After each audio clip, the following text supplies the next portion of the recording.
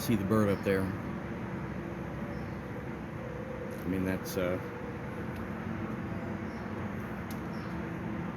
you can see my finger, I mean, that's like, I don't know, 6 feet maybe from me. But they've actually been coming and getting like this close, like right on these branches right here. This one, you know, this little one above it, right there. I just had a cardinal actually fly up and stand right there and look at me. And I started to pull out my phone to try to record him, and he flew off. I just wanted to catch it. I've already gathered some mulberries this morning. Not many, just a few. Definitely has to be a skill. You know, because when you're reaching out trying to get them, they come off pretty easy. And I was gonna get that one, but it still has just a little bit of red on it.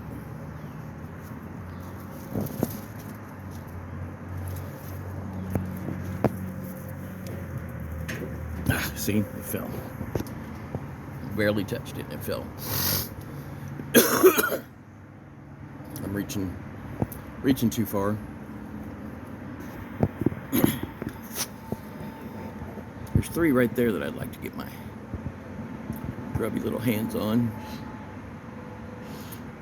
But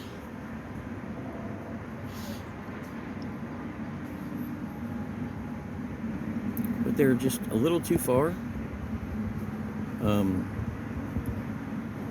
at the moment, and the birds will probably get them before I can. So I got to figure something out. They say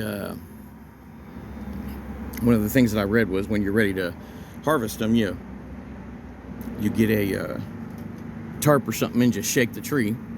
But it seems like if you do that, I mean, a lot of these ones that aren't ripe are going to fall out too. So I'm thinking of making something to try to wrap around each branch that will actually keep the birds off and catch them when they fall. Chicken wire at the top, maybe a screen at the bottom, you know, rounded out, that'll fit around, you know, the whole thing, and then, you know, you're going to clamp it off, you know, I guess somewhere like right in there. But that way it gives them an opportunity to grow. When they fall off, they'll just fall off right into the screen.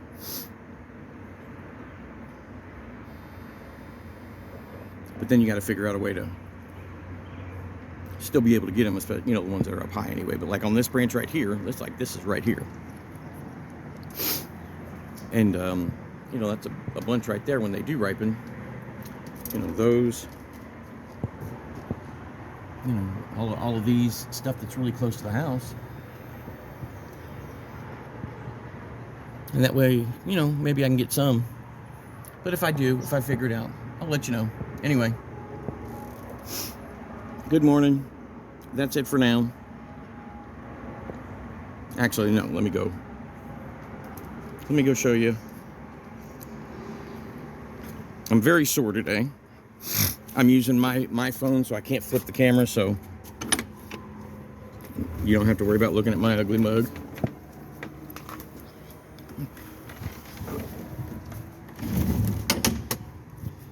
This morning, so last night,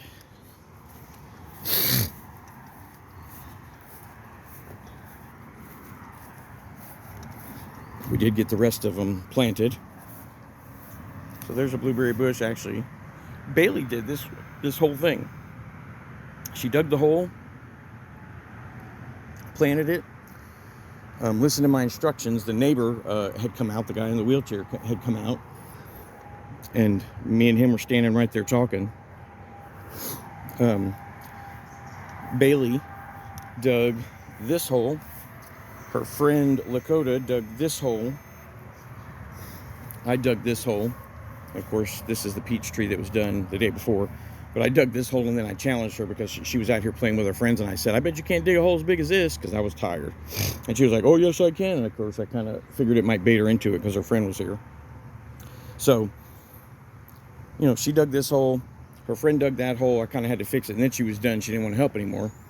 So, while that was going on, I went ahead and planted that one, this one, and that one. And again, that's a little orange tree. This is a blueberry bush. That's grapes. And that's a blueberry bush. So I had planted these two, just completely, wasn't looking at my phone or doing anything, you know, and my blood sugar just started dropping. My alarm went off, and as soon as that happened, the neighbor walks over, and he rolls over in his chair, and he's like, can I talk to you for a minute? And I was like, I have to go in the house. I'm sorry. My sugar just dropped, and I have to eat something right now. So went in the house, and I said, give me a few minutes. And I went in the house, grabbed a root beer and some animal cracker cookies, and then came back out and started talking to him. And then Bailey comes out and says, can we go now? Because we were supposed to go to her mom's restaurant to eat. And I was like, you know what? You could help me out by finish digging that hole and planting that other bush, because I got to finish talking to him, and I still want to plant that. And I couldn't believe it. She picked up that shovel. She dug that hole. And she's, you know, what do I do now? What do I do now? And I was telling her while I was talking to him, and she did a great job. She actually put all the mulch down around all of them except for this one. Just forgot. That's no problem. We'll do it today. So anyway, proud of that. So I'm going to put a volleyball net up. Stand by. Okay. Wanting to put a volleyball up for Bailey. I've got the net in there. I bought it. It was we've been looking for them. They're super expensive.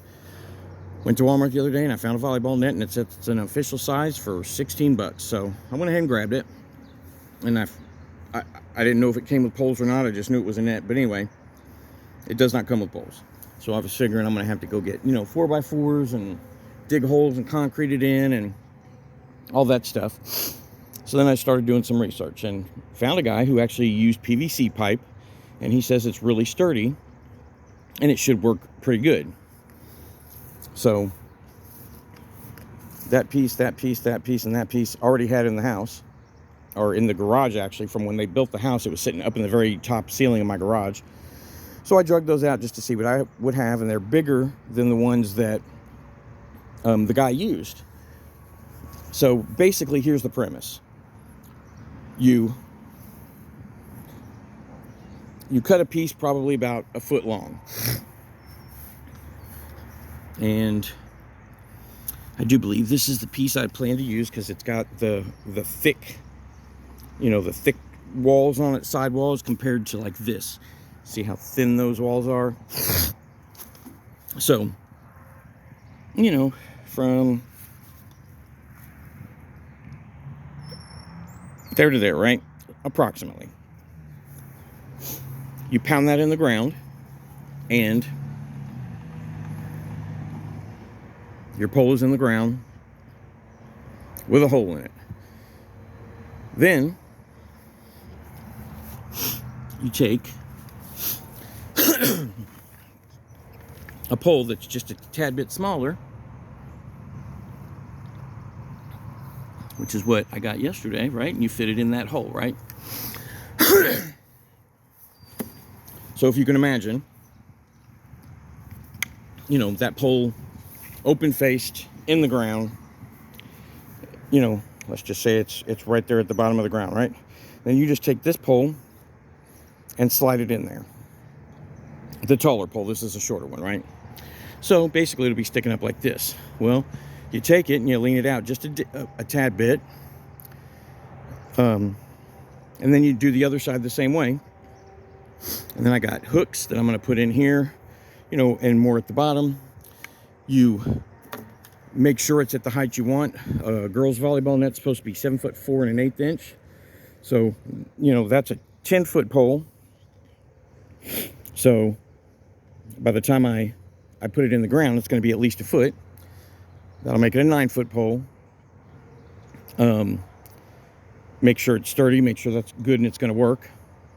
and then just cut it off at the top where you need to, a little bit taller than probably 7'4" 1/8", because you're going to tie the net to where it's actually the height will be 7'4" 1/8". So, both sides.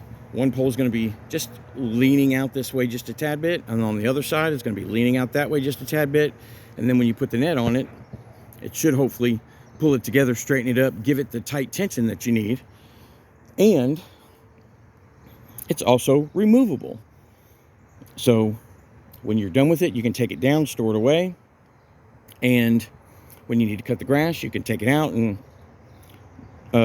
cut over it. And I bought caps for it, and then put it back in if you want to, or whatever. So it's removable. So that also makes it nice. And your opening is just far enough down on the ground where you're not going to cut it when you go over top of it. So I got to thinking, that's not a bad idea for putting up a chicken wire area to cover in, the garden, rather than buying wood that's going to deteriorate over time. And it's probably tougher to put in. This stuff, I could probably just put a board on top of it, if the piece isn't too big, and I should be able, because that's really thick. I should be able to just put a piece of board on top of it and hammer it in with a sledgehammer. Maybe dig a little bit of a hole first, depending on how hard that's going to be. But you can actually you could kind of cut the bottom that's going to go in first, so it's got sharp edges, so it'll kind of dig into the ground, and it's not going to hurt it either to do that. And I would have enough left over to be able to do that, obviously, right? Instead of cutting off the top, I would just do that at the bottom. So if that works, I went ahead and got 2 other pieces, because I thought, you know what? PVC to build a fence. So just like with the volleyball, I'll take the bigger one and put,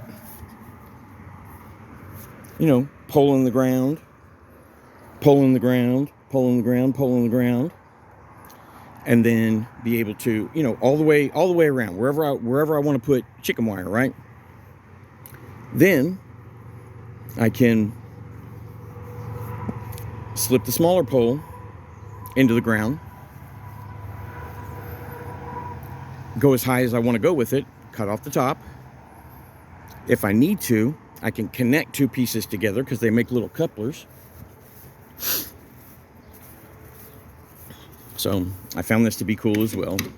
Forgive me, I'm doing my little thing again where I'm talking too much, but I got excited about this, and I researched ideas on the internet just to see if anybody else had done anything like this, and they haven't. So I'm assuming it's not an idea anybody's come up with. So if you can imagine,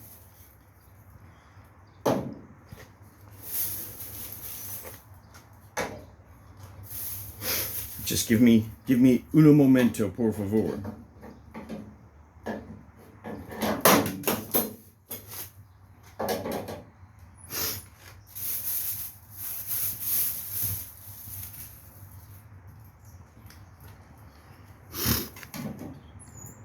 Okay.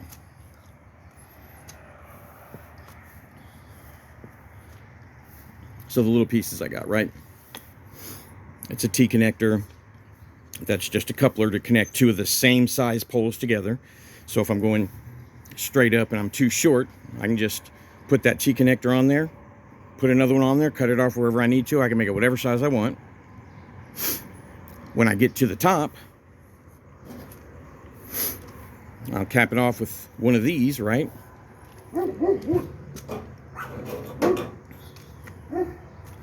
And so, I can bring the pole up, put that connector on there, right?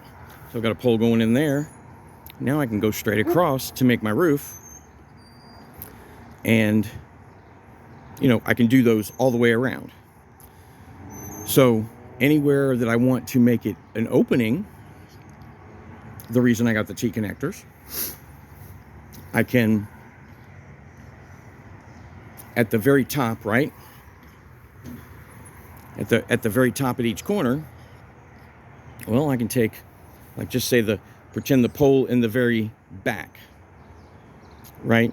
And it's at the top. Let's just say I make it the height of the building, right? And I put the pole that's in the back, and it's going all the way up, right? Now I can put this on there, and then just imagine we're still over there. Obviously, I got to hold the phone, so I can't do both at one time. This is the top of the pole now, right? Well, now we got to go across. So it's a reducer. This is a 1 1/4, and this is a 1 inch, right? So 1 1/4 inch pole would go in there. That's the thicker pole. That's going to be the base, right? But then the smaller pole, the same ones the size that go in the ground, that's a 1. So whereas this one, this T, it's 1 1/4, 1 1/4, and they make these all different shapes and sizes, so you can kind of pretty much pick and choose and do whatever you want, right? So just imagine, I take a pole and I put it in here, and it's now going across. So it's now at the top and it's going out the back, right? Well, if I do that there, and then boom, my other pole that would be going up and down in the back right there, and I do the same thing, but it's turned that way, so I'm connecting that top pole there, boom, and now it's going inside that, right? Now I've got a roof.